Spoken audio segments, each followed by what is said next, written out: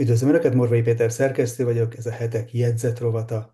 Alekszander Dugin orosz filozófus értékelte a Kazanyban most lezajlott 3 napos BRICS-csúcs találkozónak a jelentőségét. Dugin szerint ez 3 olyan nap volt, amely megváltoztathatja a világot. Mint mondta, a BRICS az emberiség újraszervezésére szolgáló alternatív forradalmi ideológiának a magva, nem nyugati, nem protestáns, nem kapitalista, nem liberális, nem nyugat-centrikus, hanem multipolaritás.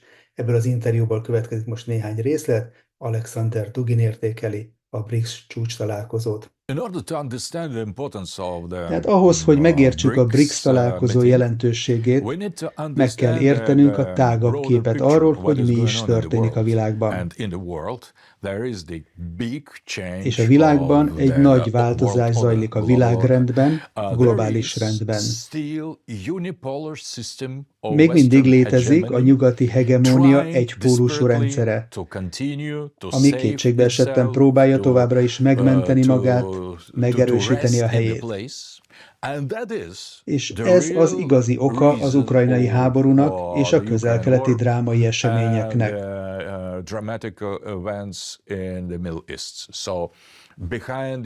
Tehát Ukrajna és Izrael mögött ott van ez az egypólusú nyugat, a kollektív nyugat, amely megpróbálja megmenteni a hegemóniáját. És van egy kialakulóban lévő többpólusú struktúra új pólusokkal, Oroszországgal, az iszlám civilizációval, Kínával, Indiával, ami a másik oldalon áll, a helyzet másik oldalán. És itt van az összeütközés az egypólusság és a többpólusság között. És ennek az összecsapásnak a frontvonala Ukrajna és a közel-kelet. És ebben a pillanatban az emberiség többsége átgondolja a pozícióját ebben a harcban. És a BRICS az a struktúra, amely egyesíti azokat, akik a multipolaritást támogatják.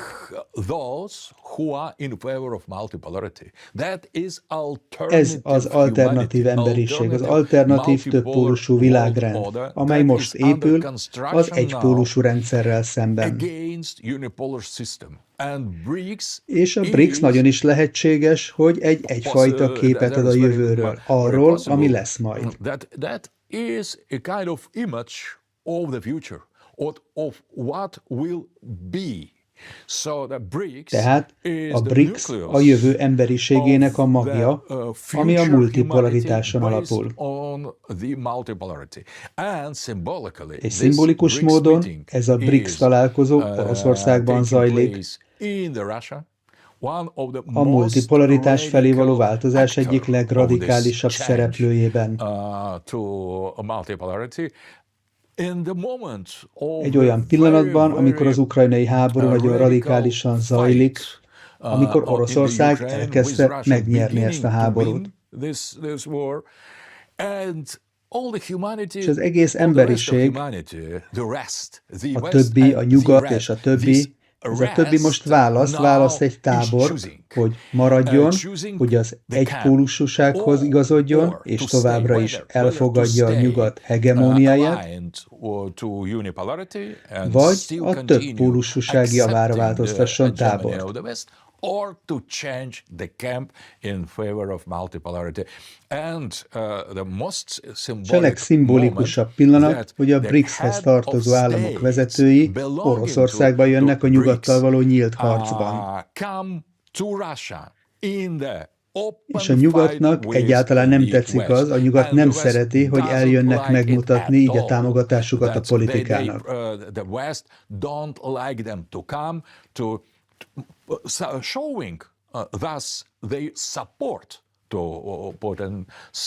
Sőt, az újonnan érkezők, az új országok most akarnak csatlakozni a BRICS-hez.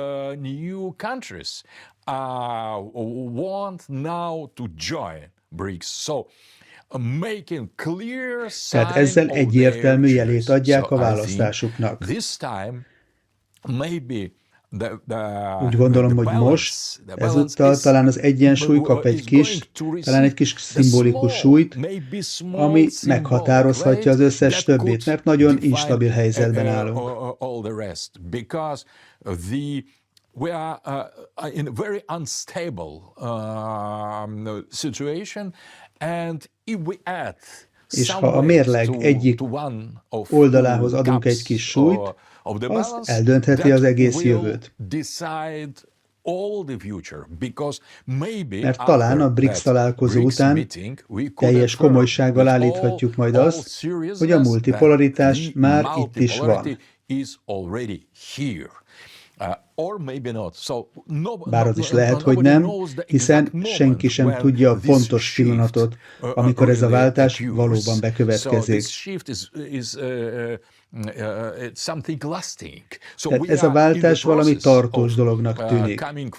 Tehát az egypólusú rendszerből a többpólusú rendszerbe való átmenet folyamatában állunk. Én a gazdaságot, a közgazdaságtant csak a filozófia folytatásának tartom. Tehát a gazdasági szféra nem valami teljesen elszigetelt külső dolog, aminek megvannak a saját törvényei, a saját logikája. Tehát ez egy mítosz. A modern mítoszok, hogy a gazdaságban olyan valamivel van dolgunk, ami teljesen független a kultúrától, a politikától, a spiritualitástól, az értékektől, az ember minden más aspektusától. Tehát amikor elszigeteljük a gazdaságot, azonnal nagyon rossz és torz képet kapunk a társadalomról, a nemzetközi kapcsolatokról, az emberekről. Ez nem más, mint a kultúra vagy a politika folytatása.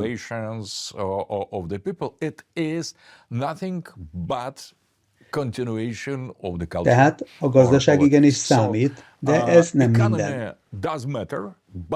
Tehát nem redukálhatjuk a gazdaságra, mint az emberi lét minden más aspektusának a sorára. És én úgy gondolom, hogy pontosan ez a probléma. Az, hogy a kapitalizmuson, a liberalizmuson, a dollár uralmán alapuló globális gazdasági rendszer egyfajta civilizáció kifejeződése. Ez nem valami nyilvánvaló, semleges dolog. Nem, egyáltalán nem az. Ez valamilyen spirituális és metafizikai hozzáállás alkalmazása az anyagi valóságra. Megemlíthetném például Max Weber protestáns etika című nagyszerű művét, amelyben Weber kimutatta azt,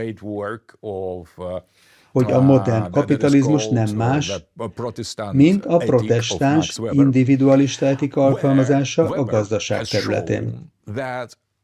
Modern capitalism is nothing but application of Protestant individualistic ethics to the field of economy. Ez nem valami autentikus, nem valami egyetemes, nem valami közös minden más civilizációval, egyáltalán nem. Mert a legtöbb civilizáció, nem a nyugati vagy nem a modern civilizációk nem fogadják el az uzsorát vallási, spirituális vagy filozófiai okokból. És a mai kapitalizmus bizony az uzsorán alapul. Az uzsora pedig a pénzügyek munkájának sajátos elidegenítése a munkán kívül.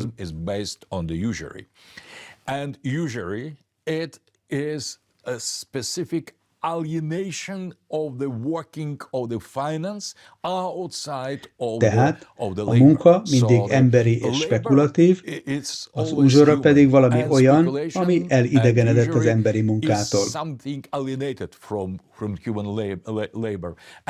És ez a modern nyugati civilizáció hanyatlásának, szellemi hanyatlásának az ábrázolása.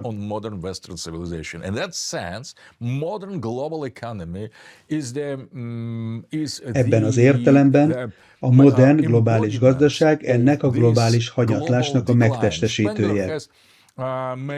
Spengler különbséget tett a kultúra és a civilizáció között. Az ő elképzelései szerint, amikor a kultúra meghal, akkor az anyagi, gazdasági értelemben vett civilizációvá válik.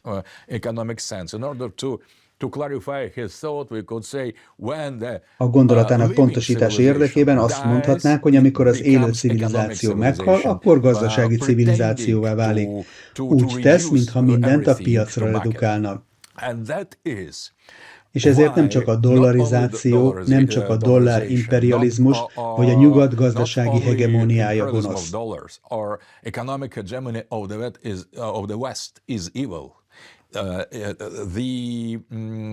Maga a globális kapitalista piac rendszere önmagában is gonosz.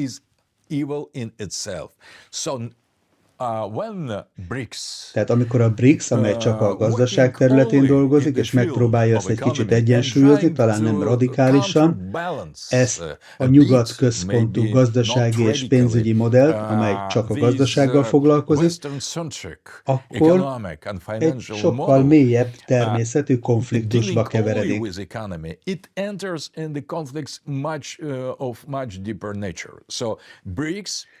A BRICS tehát az emberiség más alapokon történő újraszervezésének alternatív forradalmi ideológiájának a magja. Nem nyugati, nem protestáns, nem kapitalista, nem liberális, nem nyugat központú. Ez a multipolaritás. Szóval talán a BRICS országok is elkezdik, őszintén azt hihetik, hogy csak a gazdaságról szólnak.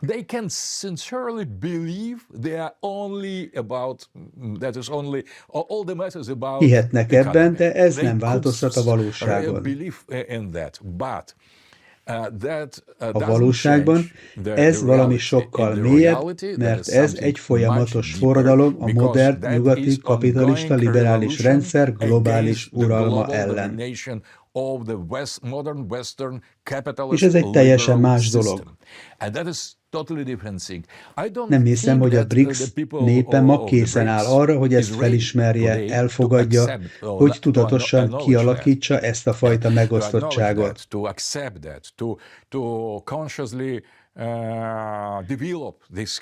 De ha a filozófiai szempontból nézzük a helyzetet, akkor pedig pontosan erről van szó. Tehát a gazdaságtól kezdve a BRICS résztvevői kénytelenek lesznek újra gondolni a nyugati, modern civilizáció alapelveit, mert a multipolaritás arra hívja őket, hogy megerősítsék a civilizációs, kulturális identitásukat. És ebben az értelemben a nyugat teljes kihívása is ez. A többiek, a nyugaton kívüli többiek elutasítják a nyugat univerzalizmusát. Ez a BRICS fő jelszava. Az a jelszó, amelyet még nem fogadtak el, nem ismertek el, de ez már a BRICS fő jelszava. A többiek úgy tesznek, mintha a nyugat univerzális lenne. De ez mindent megváltoztatott. A nyugati civilizáció, a modern nyugati civilizáció csak egy a különböző civilizációk közül, akkor a BRICS győzött. Tehát a multipolaritás győzött. Nem a nyugatot akarja elpusztítani, hanem a nyugat azon igényét, hogy univerzális legyen a gazdaságban, a pénzügyekben. De sokkal fontosabb, az értékekben, a filozófiában, az emberi természet, a társadalom természetének a megértésében, megfejtésében és értelmezésében. Minden, amihez a modern nyugat ragaszkodik, hogy univerzális legyen, azt regionálisra kellene redukálni. Ez nem más, mint a világ provinciája. Tehát a nyugaton kívüli többiek győzelme nem a nyugat megsemmisítése lesz, hanem csak az igényének a helyi szintre való visszaszorítása. Ebben az értelemben a nyugat a BRICS részévé válhat. Tehát a nap végén lesz egy ilyen megoldás, mert szerintem a BRICS fogja felváltani az ENSZ szervezetét, mert sokkal kiegyensúlyozottabb, sokkal több pólusú.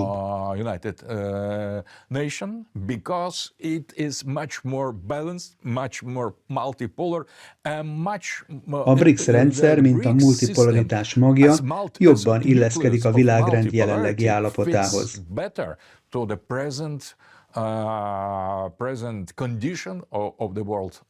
Az ENSZ pedig a történelem előző szakaszához tartozik. Az egypólusúság megbukott, és az úgynevezett demokráciák ligája is. and so-called the League of Democracies. És most szükségünk van a globális közös jog nagy reformjára, amelynek a civilizációk egyenlő méltósága elismerésén kell alapulnia.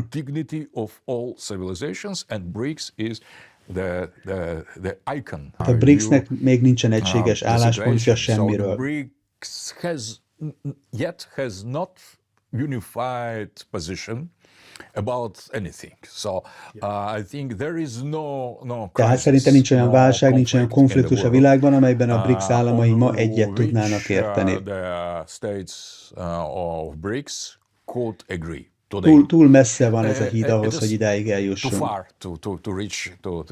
Úgy gondolom, hogy nincs közös álláspontja a BRICS országoknak sem Ukrajnával, sem Izraellel, sem a Közel-Kelettel kapcsolatban.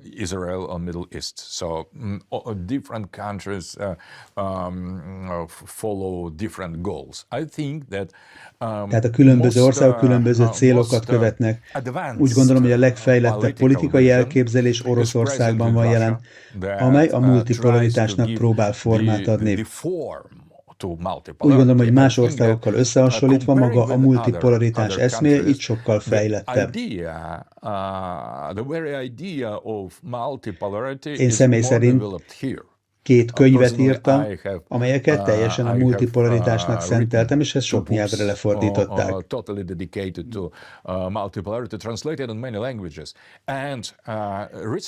És nemrég külügyminiszterünkkel, Lavrov úrral beszélgetve azt javasoltam, hogy a legtekintélyesebb orosz intézményben, a külügyi egyetemen szervezzünk egyfajta multipolaritási központot.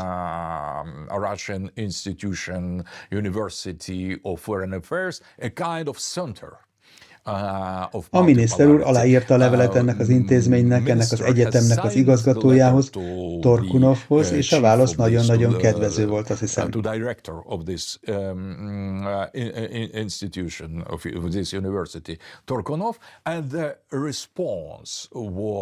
Torkunov azt mondta, hogy nem tudunk megszervezni a többpólusú tanulmányok központját, mert az egész egyetemünk a többpólusság területén dolgozik. Because all our university is working nem tudunk külön megszervezni egy részt, ahol ebben a helyzetben, mivel az egész ugyanazon a témán dolgozik. Ez nem volt így például a különleges katonai művelet kezdet előtt.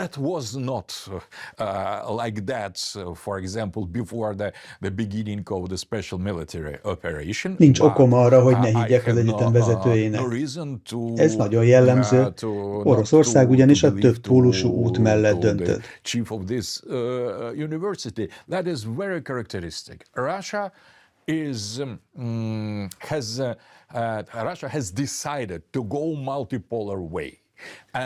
És ez az elnök, a politikai elit, a külügyminisztérium vezetőjének a szintjén van.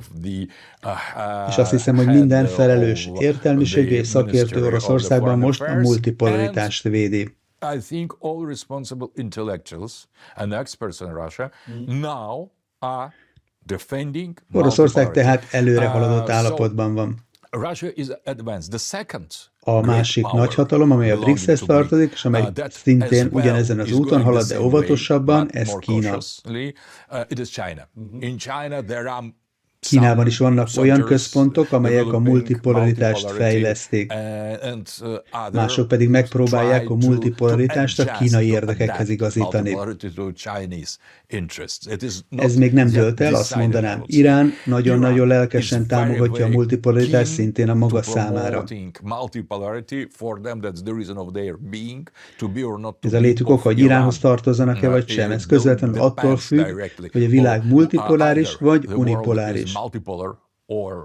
Tehát szerintem Észak-Korea teljesen elfogadja szintén a multipolaritást, és a többi BRICS országnak még nincs ilyen egyértelműsége viszont a térségben.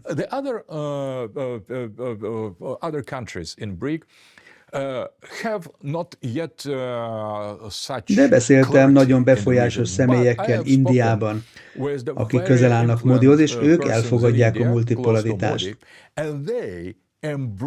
Tehát van egy azonos tendencia az indiai elitben. Minél több pólusúbbá válunk, annál világosabban értjük meg, az ukrajnai, gázai, közel-keleti konfliktusok valódi természetét, és annál kevésbé regionális a megértésünk.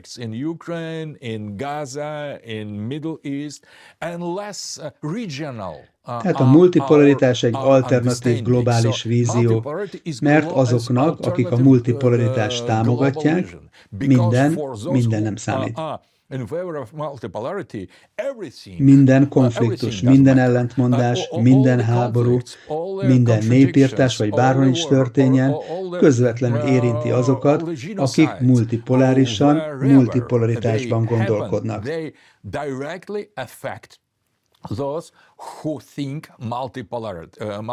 És szerintem ezért nincs még konszenzus arról, hogy a BRICS vagy a globális többség hogyan minősíti a közel-keleti helyzetet.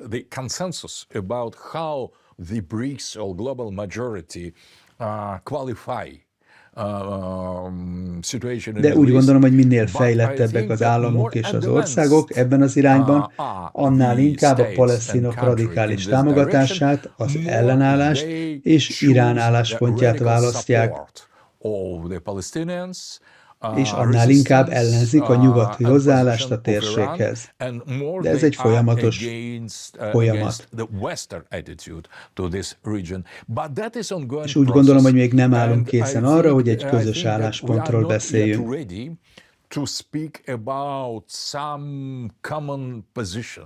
Szerintem mindenki ellenzi a népirtást, mindenki a BRICS tagok közül. Mindenki a BRICS tagok közül, viszont nem a nyugaton. A BRICS tagjai általában azt gondolják, hogy az izraeli népirtás a felelős, és úgy gondolják, hogy ez Netanyahu bűne.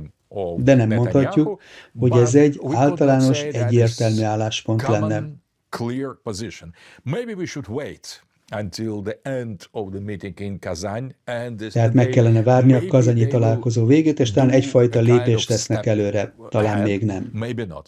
De általánosságban a közel-keleti helyzet az egypólusúságból a többpólusúságba való geopolitikai átmenetben áll.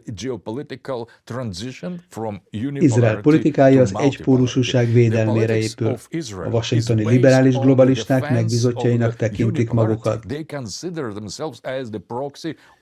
Tehát talán az ambíciók sokkal messianisztikusabbak, mint az amerikaiaké. Talán van egy olyan elképzelésük, hogy a messiás közel van, és hamarosan az izraeliek fogják uralni a világot, ahogyan ezt egymás között hirdetik. Van egy David Lior, egy nagyon híres rabbi, aki könyvet írt a palesztinok és a muszlimok elleni szent háború szükségességéről, várva a mosiákra, a messiásra.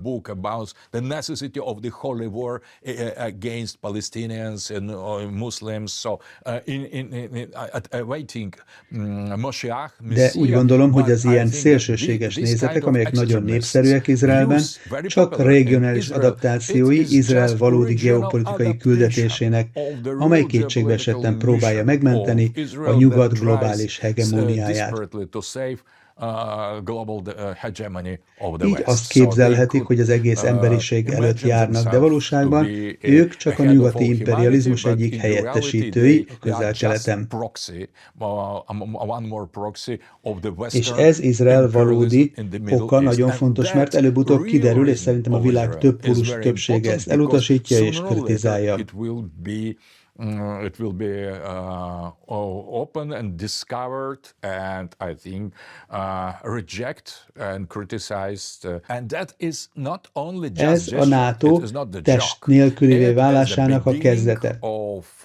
Egyetértek azzal, hogy Törökország volt a NATO gyenge eleme, gyenge pontja. Nem az egyik pillér, hanem a második hadsereg, második hadserege.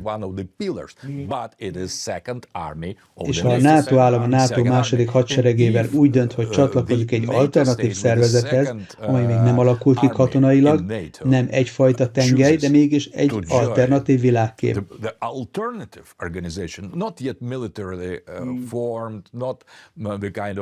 Tehát Erdogan megmutatja, hogy a többpólusú világrend klubjában van, és ez rendkívül szimbolikus. Erdogan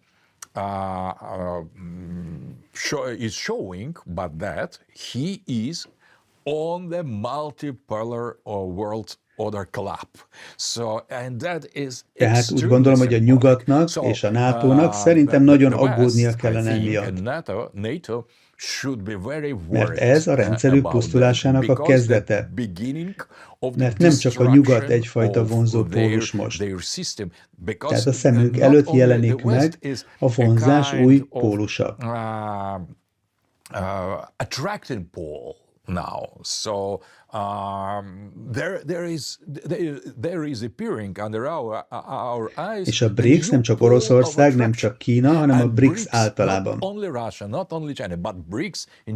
Tehát ez a vonzási pólus a NATO tagjai számára is. És ez egy hatalmas szimbolikus pillanat.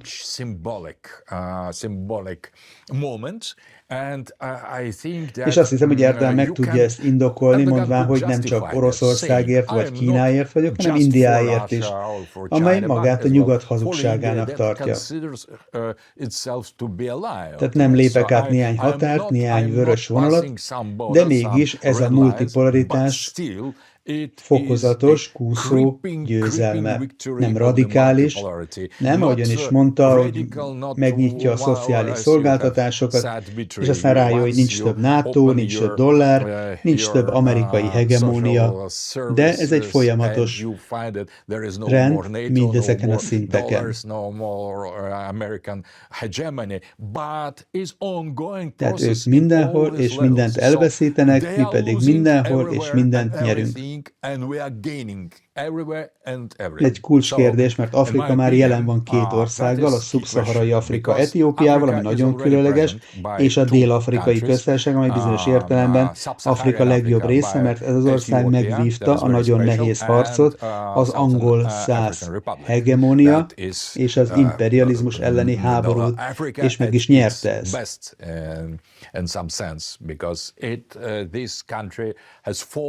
The very difficult fight, a war against Anglo-Saxon hegemony and imperialism, and has Tehát Etiópiát soha nem hódították meg a gyarmati hatalmak. Ez a jelképe annak, hogy az afrikai országok büszkén védik az identitásukat.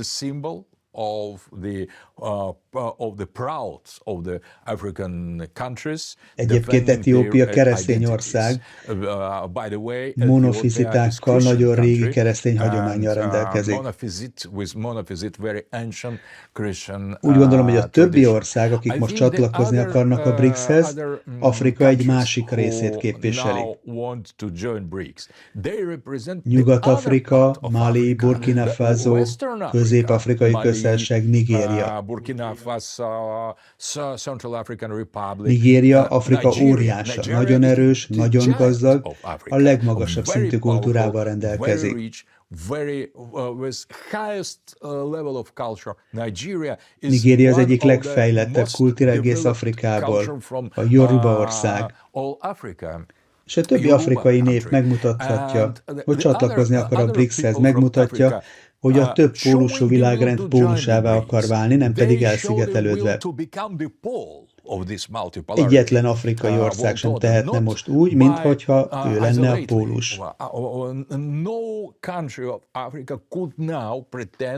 Ott nincsenek civilizációs államok, de van egyfajta pánafrikai szövetség, pánafrikai uniót létrehozva talán eljuthatnánk oda, hogy a szubszaharai kontinens integrációját elősegítve demográfiailag, természeti erőforrásokkal, politikailag, intellektuálisan nagyon fontos pólussá válhatnak.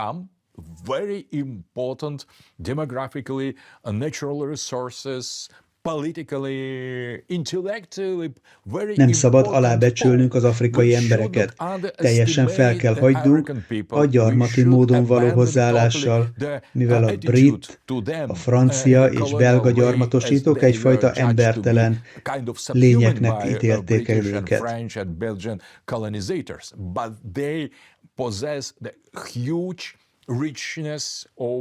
Pedig az élet minden területén hatalmas gazdagsággal rendelkeznek. Fel kellene őket ezért végre szabadítani, mert az afrikai népek még mindig a nyugat befolyása, ismeret elméleti befolyása alatt állnak. Most folyik az elme forradalma, az afrikai elme felszabadulása, és elkezdik a világot Afrika központúan szemlélni. És amikor megpróbálják nem csak követni a korábbi urakat, hanem megpróbálják tisztázni a saját szemléletüket, akkor ők azonnal felfedezik a multipolaritást.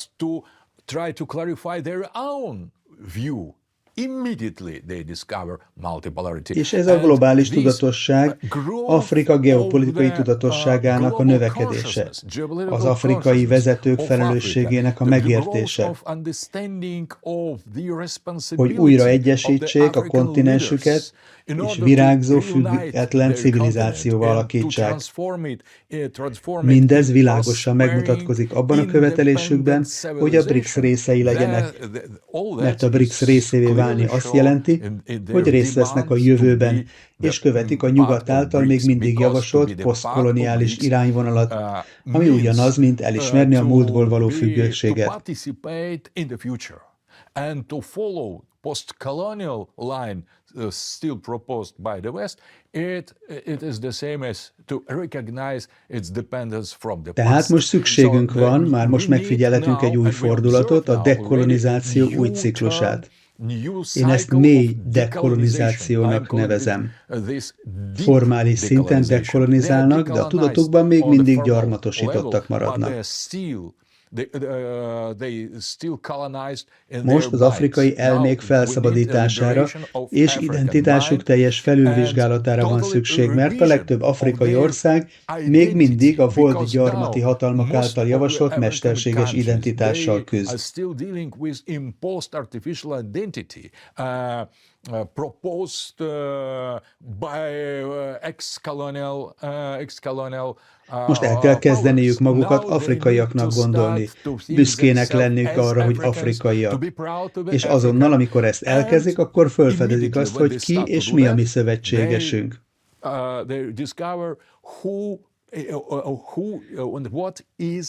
A BRICS ez a lehetőség, és úgy gondolom, hogy ez nagyon-nagyon fontos. Afrika a több pólusúságot választja, és nem a nyugati hegemóniát. Azt mondanám, hogy ez lesz a nyugat végzete. Ez volt tehát Alekszander Dugin filozófus értékelése a kazanyi 3 napos BRICS-csúcs találkozóról. Köszönöm a megtisztelő figyelmüket, és azt, hogy már több mint 95 000-en feliratkoztak a csatornánkra. Ha esetleg ezt nem tették volna eddig még meg, akkor kérem, hogy csatlakozzanak, és állítsák be az értesítéseket, és hogy elsőként értesülhessenek az új adásainkról. Találkozunk a legközelebb, és addig is a viszontlátásra.